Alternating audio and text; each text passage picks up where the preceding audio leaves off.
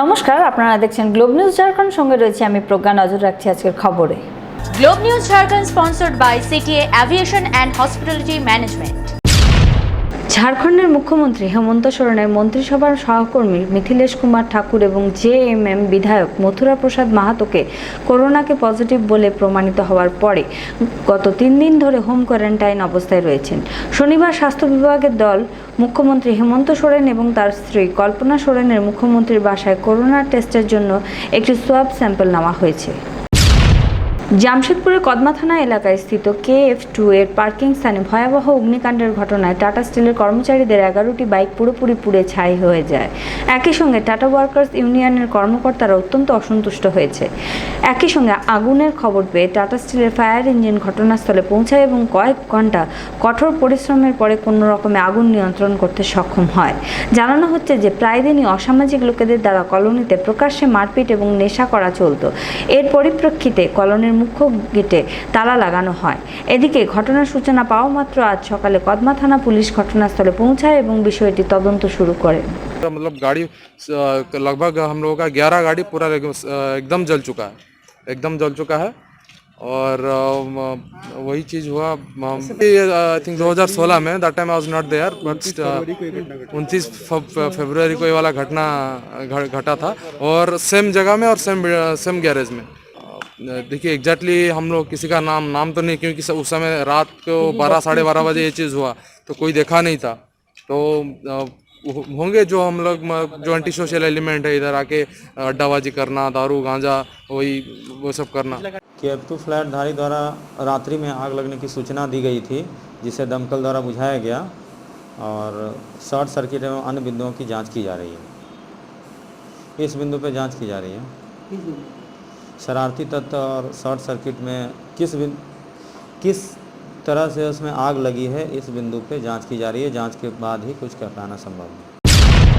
জামশেদপুর অক্ষেশ বিভাগের পক্ষ থেকে নিয়ম উল্লঙ্ঘন করে দোকানদার ও পণ্য বিক্রয়কারীদের বিরুদ্ধে একটি অভিযান চালানো হয়। এই সময় প্রত্যেককে নিয়ম অনুসরণ করে চলতে বলা হয় এবং পরবর্তী পদক্ষেপের বিষয়েও সতর্ক বার্তা দেওয়া হয়। সরকারি বিধি মোতাবেক দোকানগুলিতে কেবলমাত্র পার্সেলগুলিকেই দেওয়ার অনুমতি দেওয়া হয়েছে। তা সত্ত্বেও লোকেরা অনেক ঠেলা দোকানদার দোকানের সামনে খাবার খাওয়াতে শুরু করে, যা নিয়মের বিরুদ্ধে। বিভাগ এটির বিরুদ্ধে একটি অভিযান চালিয়ে দোকানদারদের তিরস্কার করে। দোকানদারদের আবার সতর্ক করে দেওয়া হয় যে তারা আবারও যদি এই ধরনের কাজ করে তবে শাস্তি ও জরিমানা আদায় করা হবে। पहले से ही MHA के द्वारा और झारखंड सरकार के द्वारा जो निर्देश प्राप्त है, इसके आलोक में लोगों को समझना पड़ेगा। क्योंकि कोरोना बहुत तेज़ी से फैल रहा है, खास करके लोग जो है अब घरों में नहीं खा करके बाहर खाने लगे हैं। तो मैं उन लोगों को और दुकानदारों को भी समझाना चाहता हूँ कि कोई भी व्यक्ति बाहर में नहीं खाएं, बल्कि अगर किन्हीं को बाहर के सामान को खाना है तो वो पार्सल में ले जाएं और घर में खाएं। और मैं दुकानदारों से भी अपील करना चाहता हूँ, खास करके जो दुकानदार ठेले खोमचे लगा रहे हैं, वो अभी दुकान के अगल बगल में नहीं खिलाएंगे, बल्कि वो अपने सामानों को पार्सल के तहत জামশেদপুরের সাকচির কোলহানের বৃহত্তম সরকারি হাসপাতালে নিযুক্ত হোমগার্ড কর্মীরা চুরি করে জিনিস নিয়ে হাসপাতালে লুকোনোর জন্য আসা এক চোরকে আটক করে, যাকে পরে পুলিশের হাতে তুলে দেওয়া হয়েছে। 3 জন চোর রিকশায় চোরাই মাল নিয়ে MGM হাসপাতালের ভেতরে ঢোকার সময় কোথা থেকেও গেটে পোস্ট করা সৈন্যরা তাদের দেখে এবং তারা একজন চোরকে ধরে ফেলে এবং 2 জন চোর পালাতে সক্ষম হয়। বর্তমানে পুলিশ গ্রেপ্তার হওয়া চোরকে সাকচি থানায় নিয়ে এসেছে। मामला ही था कि वो लोग चोरी का सामान लेकर आ रहा था, तो 2 जन तो भाग गया लोग, लेकिन 1 जन अंदर अस्पताल के अंदर घुस गया था। हम लोग देखे उसको, पकड़े, फिर लोग थाना को सूचना दिए कि ऐसा बात है, कहीं चोरी करके लोग माल ला रहा था। क्या माल चोरी कर रहा था? माल वही पाइप वगैरह है, जो आपका ग्रिल वगैरह ये सब लगता है, वही सब लेकर आ रहा था रिक्शा में। तो हम लोग पकड़े, फिर थाना को सूचना दिए, थाना आया, फिर उसको थाना ले गया अपना। सर के एक रिक्शा वाला उसमें मतलब ग्रिल पाइप वगैरह चोरी का करके भाग रहा था। उसी बीच में जो मालिक था वो दौड़ाते हुए उसको दौड़ा रहा था, पूरे MGM हॉस्पिटल में दौड़ के भागा। फिर हम लोग देखे, उसको फिर पकड़े, फिर सारा मामला हुआ तो फिर हम लोग थाना को इन्फॉर्म किए, साक्षी थाना को। फिर साक्षी थाना आए, फिर साक्षी थाना को वो लोग সরকারি দপ্তরে প্রকাশ্যে বিধি নিয়মের উল্লঙ্ঘন করা হচ্ছে, বিষয়টি জামশেদপুর রেজিস্ট্রেশন অফিসে, যেখানে আইনজীবী এবং রেজিস্ট্রাররা মুখোমুখি হয়েছেন, যেখানে নিবন্ধন অফিসটি কয়েক ঘন্টার মধ্যেই রণক্ষেত্রে রূপান্তরিত হয়। একদিকে যেমন আইনজীবীরা রেজিস্ট্রারকে অশ্লীল ভাষা ব্যবহারের জন্য তীব্র অভিযোগ করতে দেখা গেছে, অন্যদিকে সাধারণ মানুষকেও রেজিস্ট্রারের কার্যকারিতা নিয়ে প্রশ্ন তুলতে দেখা গেছে। গোলযোগ দেখে রেজিস্ট্রার প্রফুল্ল কুমার চেম্বার ছেড়ে পালিয়ে যায়। একই সঙ্গে আইনজীবীরা নিবন্ধকের কাছে ক্ষমা চাওয়ার বিষয়ে অনড় ছিলেন এবং কাজ বন্ধ করে দেন। हम एक रजिस्ट्री कराने गए थे, तो रजिस्ट्री कंप्लीट होने के बाद मेरे को बोलते हैं अपना एनरोलमेंट सर्टिफिकेट जमा करिए, नहीं तो आपका रजिस्ट्री नहीं होगा। अदरवाइज यहाँ पे लॉयर्स अलाउड नहीं है। और उसके बाद बोलते हैं कि लॉयर लोग बेहुदा होता है, पैसा मांगते हैं। और अगर नहीं भरोसा हो तो अभी एसीबी से बुलवा के तुरंत किया जाए, अभी इनके ऊपर में पैसा पड़ा होगा। जबकि ये विभाग जो है कैशलेस है, डीड नहीं सब चीज में पैसा मांगता है, सारे चीज में ये पैसा मांगते हैं। यहाँ पर 5 रुपया 2.5 रुपया फीस है, वहाँ पर पैसा 500 1000 रुपया, जांच से भेज दीजिए 1500 चाहिए। और स्पेशली 2-4 वेंडर को ये अलाउ करके उन्हीं का काम करते हैं, गलत काम करते हैं। अगर जांच कराया जाए तो बेहुदा नहीं बोले, ठीक है। सोशल डिस्टेंसिंग के लिए बहुत सारे वकील को आ जाता था, उसको सोशल डिस्टेंसिंग मेंटेन करने के लिए कहा गया है। और वो जो वकील थे वो किसी नए वकील थे, इसलिए उनसे कहा गया कि आप वकील हैं तो इसका कुछ प्रूफ दे दीजिए, ताकि ঝাড়খণ্ডের মুখ্যমন্ত্রী হেমন্ত সোরেনের নির্দেশের পরও শ্রমিকদের ফেরত আসা অব্যাহত রয়েছে। প্রত্যেক 1-2 দিন অন্তরই শ্রমিক স্পেশাল ট্রেন টাটানগর রেলওয়ে স্টেশনে পৌঁছাচ্ছে। যদিও গত এক সপ্তাহ ধরে শ্রমিকদের নিয়ে টাটানগরের ট্রেন আসেনি, তবে আজ শ্রমিক স্পেশাল ট্রেন 250 জন শ্রমিকদের নিয়ে টাটানগর রেল স্টেশনে পৌঁছায়। এদিকে সরকারের নির্দেশ অনুযায়ী অত্যন্ত সুরক্ষা ব্যবস্থার মধ্যে দিয়ে এই শ্রমিকদের টাটানগর রেল স্টেশনে নামানো হয় এবং সমস্ত শ্রমিকদের কোয়ারেন্টাইন সেন্টারে পাঠিয়ে দেওয়া হয়। श्रमिक स्पेशल मद्रास से हावड़ा के लिए जा रही थी, उसमें पूर्व सूचना नहीं था, लेकिन 212 श्रमिक इस स्टेशन पर उतर गए हैं। उतरने के बाद उनको स्कैनिंग करने के बाद जिस भी जिला से संबंधित हैं उस जिला के लिए गाड़ी हमारे जिला से उपलब्ध करा के उनको भेजा जा रहा है। हमारे जिले के जो लोग हैं उनको क्वारंटाइन सेंटर में यहाँ से भेज दिया गया है। জামশেদপুর সেক্রেটারিয়েট কনভেন্ট স্কুলের ছাত্রী আদ্রিকা ঘোষ সর্বোচ্চ 99.4% নম্বর পেয়েছে।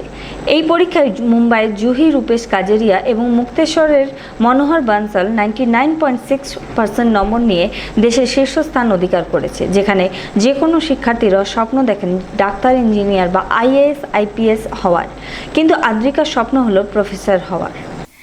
मेरे को पढ़ना अच्छा नहीं लगता, खेलना कूदना ही अच्छा लगता है।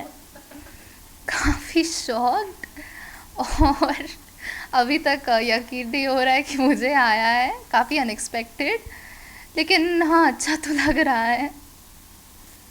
क्या टारगेट आगे? टारगेट तो अभी फ्यूचर में मेरा फेवरेट सब्जेक्ट इकोनॉमिक्स, उसको लेके आगे पढ़ाई करना, PhD करने की आशा है और प्रोफेसर बनना है। खुशी तो ऐसे बहुत हुआ। पहले जब रिज़ल्ट आया तो पहले तो कुछ बिलीव ही नहीं हो रहा था इतना नंबर, लेकिन फिर से रिकैलकुलेट करने के बाद पता चला नंबर कंफर्म हुआ, तो ठीक है, खुशी तो बहुत हुआ। क्योंकि इस बार थोड़ा ये भी था, कन्फ्यूजन भी था, 4 पेपर्स छूट गए थे इन लोगों का, तो क्या होगा नहीं होगा। एवरेज जो जैसे ICSE वेबसाइट में आया था, जैसे मार्क्स कैलकुलेट होगा तो क्या हो रहा था, तो ठीक से समझ में नहीं आ रहा था। लेकिन फिर स्कूल से भी फ़ोन आया सिस्टर का, कंग्रेचुलेशन बोली। বিশ্ব জনসংখ্যা দিবস উপলক্ষে শনিবার সিভিল সার্জন অফিসে পারিবারিক কল্যাণ পাক্ষিকে শুরু হয়। এই উপলক্ষে অফিস থেকে একটি সচেতনতামূলক র্যালি বের করা হয়। শহরের বিভিন্ন এলাকায় র্যালিটি জনসংখ্যা নিয়ন্ত্রণ এবং জনসংখ্যার বৃদ্ধির দুষ্প্রভাব সম্পর্কে অবহিত করা হয়। এগুলি ছাড়াও পরিবার পরিকল্পনার সকল পদ্ধতি সম্পর্কে তাদের সচেতন করা হবে। দেশ যাতে ঝুঁকির মুখে না পড়ে সেজন্য গর্ভনিরোধক এবং অন্যান্য ব্যবস্থা প্রচারের জন্য সচেতনতা র্যালির আয়োজন করা হয়।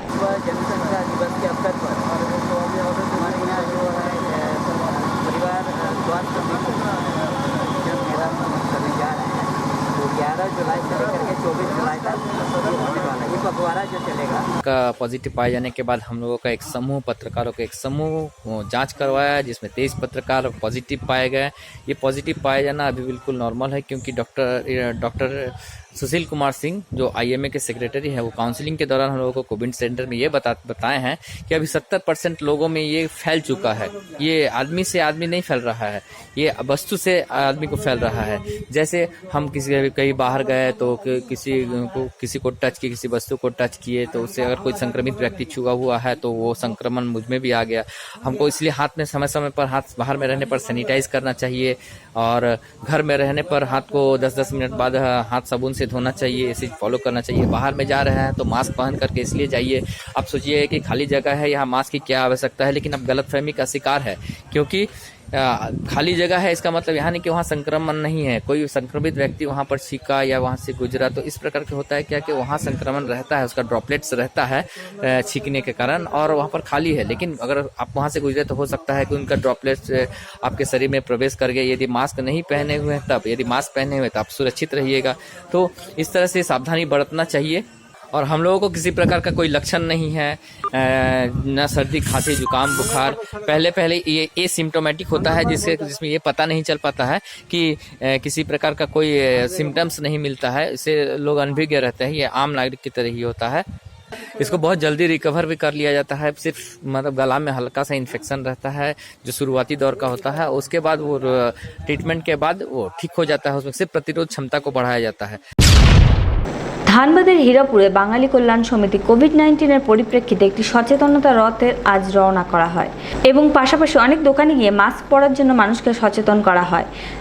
করোনার এই বিশ্বব্যাপী মহামারীটি বর্তমানে এই রকম ভয়াবহ রূপ নিয়েছে যে এটি প্রথমে স্পর্শের পরে সংক্রমিত হচ্ছিল, তবে এখন এই রোগের প্রাদুর্ভাব এতটাই বেড়েছে যে বাতাসেও করোনার সংক্রমণ ছড়িয়ে যাওয়ার সম্ভাবনাও বাড়ছে, যাতে মানুষকে এই বিশ্বব্যাপী মহামারী এড়াতে সচেতন করা হচ্ছে। किस तरह का जो है आप लोग अभियान चला रहे हैं? देखिए, हम लोग जो है अभी फिलहाल जो है कोरोना का एकदम नया कंसेप्ट है कि हवा में भी ये फैल रहा है, जिसके चलते जिला प्रशासन और झारखंड सरकार से ये मस्ट कर दिया गया कि आपको रास्ता में, घर पे भी चाहिए तो आप मास्क यूज़ करिए जरूर। तो ये मास्क जैसे सब कोई पहने, इसी के बारे में हम लोग आज एक जागरूकता अभियान चलाएं। हम लोग बंगाली कल्याण समिति इसके पहले भी कोविड संक्रांत बहुत सारा काम किए, उसमें से हम लोग का ये काम भी एक है जिसमें मास्क के बारे में हम लोग सब আজ বিশ্ব হিন্দু প্রতিরক্ষা সংস্থা রাঁচির মণ্ডল সভাপতি রৌনক রাজপুত 50টি গাছ লাগিয়েছেন এবং পরিবেশ সম্পর্কে সবাইকে সচেতন করেন এবং সবাইকে বলেন যদি পরিবেশ ভালো ও সুস্থ হয় তবে আমরা সকলেই সুস্থ থাকব। পরিবেশকে রক্ষার জন্য একটি বার্তা দিয়েছেন তিনি, যাতে আমরা ভবিষ্যতের প্রজন্মকে বাঁচাতে পারি। আজ পুরো দেশ বিশ্ব জনসংখ্যা দিবস উদযাপন করছে। এর আওতায় আজ 10 জন কমিউনিটি স্বাস্থ্য আধিকারিককে পরিবার পরিকল্পনার প্রশিক্ষণ দেওয়ার জন্য এবং তাদের পোটকার বিভিন্ন পঞ্চায়েতে নির্মিত সমস্ত কেন্দ্রে পাঠানোর জন্য কমিউনিটি হেলথ সেন্টার পোটকাতে পাঠানো হচ্ছে। বছরের পর বছর ধরে স্বাস্থ্য বিভাগ কর্তৃক বহু পঞ্চায়েতে স্বাস্থ্য উপকেন্দ্র নির্মাণ করা হয়, তবে এটি ব্যবহার করা হচ্ছে না। জনসংখ্যা নিয়ন্ত্রণের জন্য এখন এই উপকেন্দ্রগুলিতে কমিউনিটি হেলথ অফিসার নিয়োগ করা হয়েছে। কমিউনিটি হেলথ অফিসারের একমাত্র কাজ হবে জনসংখ্যা নিয়ন্ত্রণ সম্বন্ধে লোকেদের সচেতন করা। তাদের গ্রেড বা নার্স প্রশিক্ষণ দেওয়া হচ্ছে। विश्व जनसंख्या दिवस है, इसी के अवसर पर अभी मेरे पोटका प्रखंड में एक परिवार कल्याण पखवाड़ा चलाया जाएगा। ये हर एक साल के भांति इस बार भी वैसे ही चलाया जाएगा। कल इसका उद्घाटन, और इसमें जितना फैमिली प्लानिंग के जितने मटेरियल्स कल लोग डिस्ट्रीब्यूशन करेंगे, और फैमिली प्लानिंग का जो ऑपरेशन होता है, जो NSB, TT, वो भी होगा।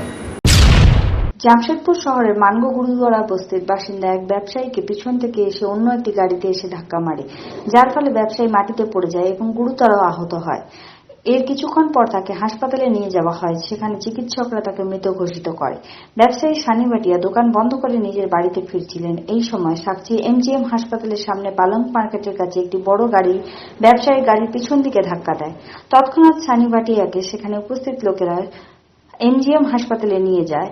সেখানে পরিস্থিতি গুরুতর হওয়ার কারণে তাকে TMH এ রেফার করা হয়, তবে সেখানে ভেন্টিলেটরের ব্যবস্থা না থাকায় তাকে তাৎক্ষণিকভাবে মানগড় তামুরিয়া ব্রহ্মানন্দ হাসপাতালে নিয়ে যাওয়া হয়।